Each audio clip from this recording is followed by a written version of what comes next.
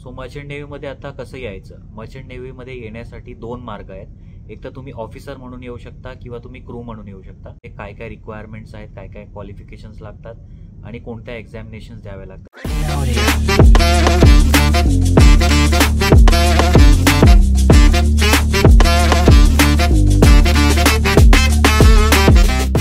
Merchant नेव्हीमध्ये जर officer म्हणून यायचं आहे तर तुम्हाला डेक कॅडेट म्हणून यावं लागतं. डेक कॅडेटसाठी काय काय रिक्वायरमेंट्स आहेत ते मी तुम्हाला सांगतो. पहिली रिक्वायरमेंट आहे क्वालिफिकेशन.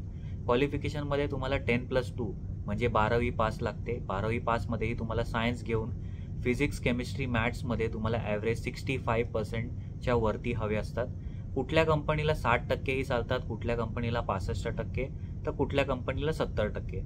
बट सेफ साईड 65% आणि त्याच्यावरती मार्क लागतात तुम्हाला क्वालिफाय करण्यात. सो समजा आता तुमचे 12वीमध्ये तुम्हाला PCMमध्ये 65% वरती आहेत, तर तुम्ही पोचता स्टेज 2 वरती म्हणजे IMU CET exam.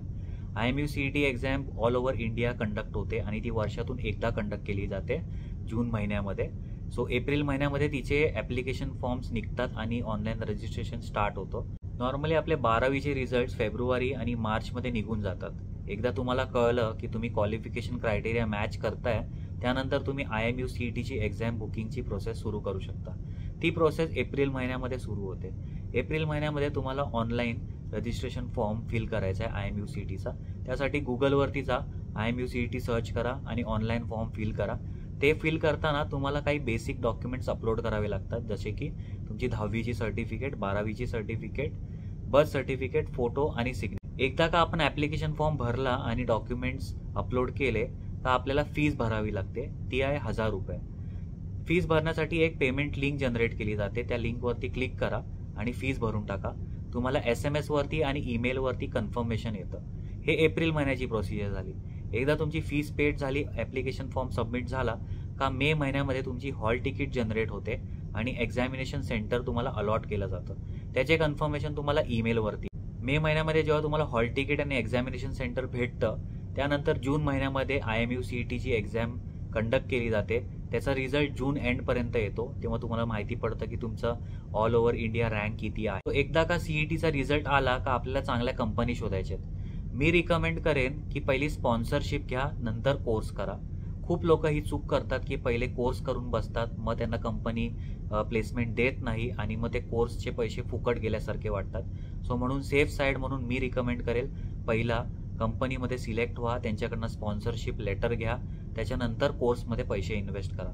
Sponsorship letter म्हणजे काय, तर आपण कंपनीमध्ये इंटरव्ह्यू आणि त्यांच्या इंटरनल एक्झाम्स क्लिअर करतो, त्यांच्यामध्ये सिलेक्ट होतो आणि त्यांच्याकडनं एक गॅरंटी लेटर घेतो की माझा कोर्स संपल्यानंतर मला तुमच्या शिपवरती प्लेसमेंट भेटणार आणि ती सॅलरी पण अप्रॉक्सिमेट रेंजमध्ये डिसाईड होते. तर हे गॅरंटी लेटर असतं. त्याच्यानंतर आपण कुठल्याही कोर्समध्ये पैसे टाकू शकतो. आधी जर आपण पैसे टाकले तर हे रिस्क असतं की कोर्स झाल्यानंतर आपल्याला जॉब भेटेल की नाही, प्लेसमेंट भेटेल की. सो खूप लोक हीच चूक करून बसतात की ते कोर्स करतात, कुठल्याही इन्स्टिट्यूटमधून कोर्स करतात आणि नंतर त्यांना कंपनी प्लेसमेंट देत नाही, कुठलीही चांगली कंपनी प्लेसमेंट देत नाही आणि नंतर मग ते जॉबलेस असतात आणि त्यांना असं वाटतं की माझा कोर्स फुकट गेला, माझे पैसे फुकट गेले. कारण कोर्ससाठी जी अमाऊंट लागते ती छोटी नाही आहे. ती अमाऊंट 3 लाखापासून 7 ते 8 लाखापर्यंत जाते. डिपेंड करतं की तुम्ही कुठल्या इन्स्टिट्यूटमधून कोर्स करतात आहे. सो आता आपल्याला शोधायची आहे चांगली कंपनी. खूप चांगल्या कंपनीज ज्या आहेत ऑल ओव्हर इंडिया, त्यांची एक लिस्ट मी डिस्क्रिप्शनमध्ये दिलेली आहे, तुम्ही चेक करू शकता.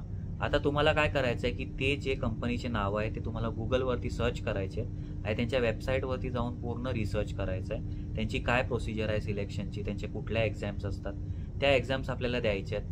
त्यांच्या कॉन्टॅक्ट पर्सनला तुम्ही कॉन्टॅक्ट करा. त्यांच्याकडनं इंटरव्ह्यू कसं करायचं आहे, इंटरव्ह्यूसाठी कसं अपियर व्हायचं, काय प्रिपरेशन करायचं, सगळे डिटेल्स घ्या. इंटरव्ह्यूसाठी अपियर व्हा, एक्झामसाठी अपियर व्हा, त्या एक्झाम्स क्लिअर करा. त्यांच्याकडनं स्पॉन्सरशिप लेटर घ्या, गॅरंटी लेटर घ्या.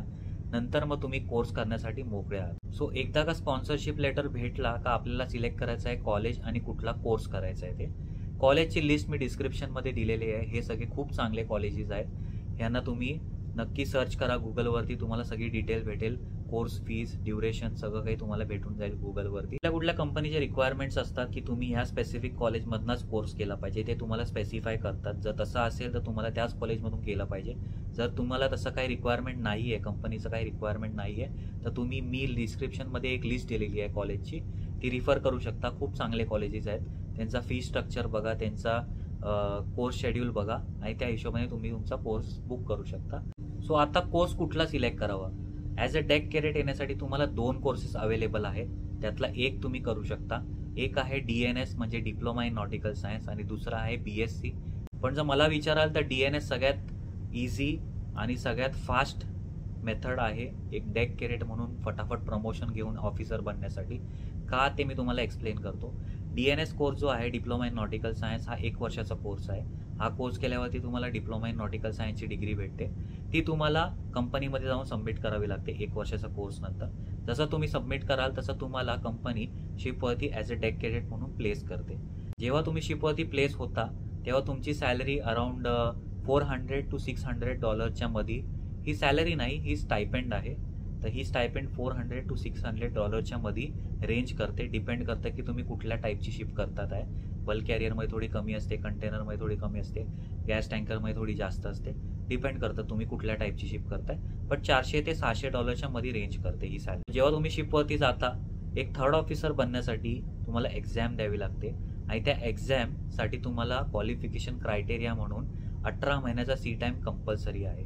18 महिन्याचा सी टाईम तुम्हाला करावाच लागणार ती एक्झाम देण्यासाठी. कॅडेटचा जो कॉन्ट्रॅक्ट असतो तो 6 महिन्याचा असतो. 6 महिने शिपवरती केले का त्याला 6 महिने घरी थांबावंच लागतं, कारण खूप सारे कॅडेट्स लाईनमध्ये असतात. सगळ्यांना चान्स भेटला पाहिजे म्हणून कंपनीचा रिक्वायरमेंट असतात की 6 महिने जर आपण शिपवरती केले तर ऑलमोस्ट 5 ते 6 महिने आपल्याला घरी थांबावं लागतं. त्याच्या आधीही तुम्हाला शिप भेटू शकते, तुमच्या लकवरती आहे. बट 5 ते 6 महिने तुम्ही पकडून चाला. सो हे 18 महिन्याचा जो सी टाईम आहे तो कंप्लीट करण्यासाठी तुम्हाला 3 शिफ्ट्स करावे लागणार. त्यासाठी तुम्हाला 3 वर्ष लागणार. तर 3 वर्ष तुम्हाला 18 महिने करायला लागले आणि 1 वर्ष तुम्हाला डिप्लोमा इन नॉटिकल सायन्स करायला लागला. तर टोटल तुम्हाला 4 वर्षाचा टेन्युअर लागतो. 4 वर्षाचे पूर्ण तुमची अकॅडमिक्स लागते तुम्हाला थर्ड ऑफिसरची एक्झाम देणारा क्वालिफाय होण्यासाठी. सो जेव्हा DNSचा तुम्ही कोर्स करता आणि 3 वर्ष म्हणजे 18 महिने सी टाईम कंप्लीट करून परत घरी येता त्या टायमाला तुम्हाला 4 महिन्याचा एक प्रिपरेटरी कोर्स करावा लागतं एक्झाम देण्याच्या आधी. हा कंपल्सरी कोर्स आहे. त्यामध्ये तुम्हाला पूर्ण सिलेबस रिवाईज केलं जातं, तुम्हाला प्रिपेअर केलं जातं रिटर्नसाठी, ओरलसाठी आणि त्यानंतर तुम्ही ती एक्झाम अपियर करू शकता. जेव्हा तुम्ही एक्झाम अपियर करता तेव्हा फर्स्ट रिटर्न होते. रिटर्न क्लिअर झाली का मग तुम्हाला ओरल्स द्यावी लागते. ओरल्स क्लिअर झाले का तुमचा लायसन्स जनरेट. 4 महिन्याचा माझा जेव्हा प्रिपरेटरी कोर्स होतो त्यानंतर मग मी थर्ड ऑफिसरची रिटर्न एक्झाम पहिली देतो. त्याच्यानंतर मी ओरलसाठी अप्लाय करतो, म्हणजे वायवाज असतात. त्या ओरलमध्येही क्लिअर झाल्यानंतर माझा लायसन्स अप्रूव्ह होतो. लायसन्स अप्रूव्ह झाल्यावरती 1 महिन्यामध्ये माझ्या घरी तो लायसन्स पोस्टाने येतो. तो लायसन्स आला का मी कंपनीमध्ये सबमिट केला की ॲज अ थर्ड ऑफिसर मी शिपवरती चढतो. तो ही जर्नी आहे एक डेक कॅडेटपासून थर्ड ऑफिसर बनण्यापर्यंत, म्हणजे एक लायसन्स ऑफिसर बनण्यापर्यंत.